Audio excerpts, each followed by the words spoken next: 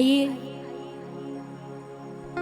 आपके बीच में बहुत ही सुंदर मैथिली सोहर पेश करने जा रहे हैं।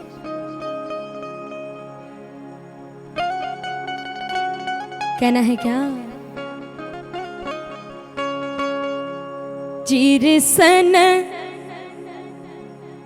धनी मोर पातारी, चान सन सोनारी चान,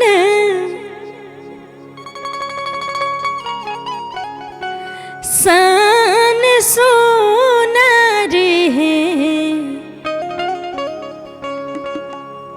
ललनार फूल सन धनी, सुकवार बेदन को न सहती है।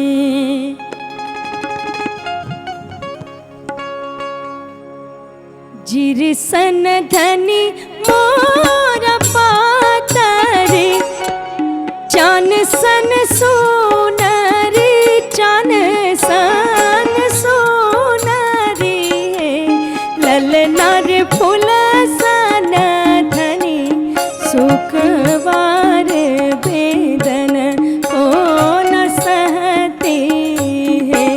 ललनार फूल सन धनी, सुखवार बेदन को न सहती है।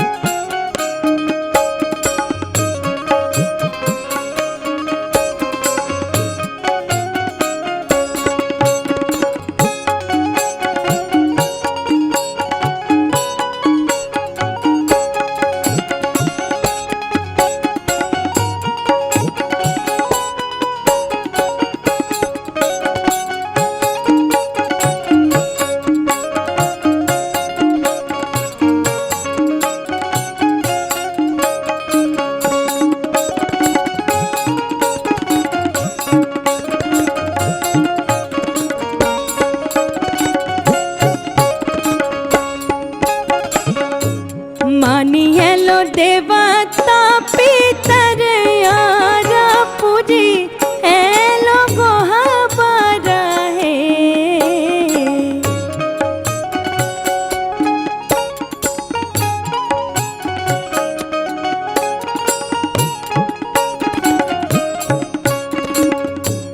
मानिए लो देवता पितर यार पूजी एलो गोहबर पूजी एलो गोहबर है ललनार लिपि एलो देवी जिनकार भरल आई नवघर है। ललनार लिपि एलो देवी जिनकार भरल आई नवघर है।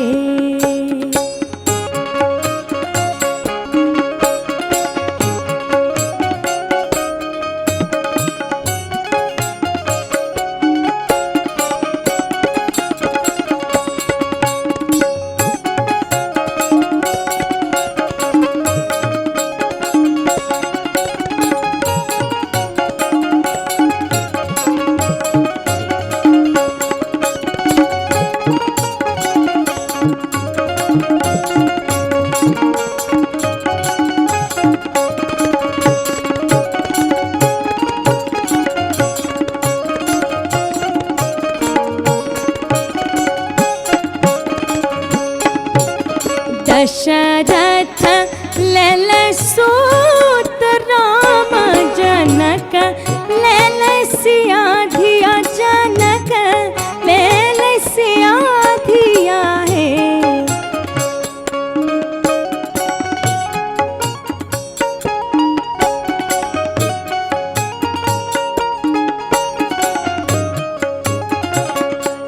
दशरथ लल सूत राम जनक, ले ले सिया धिया जनक,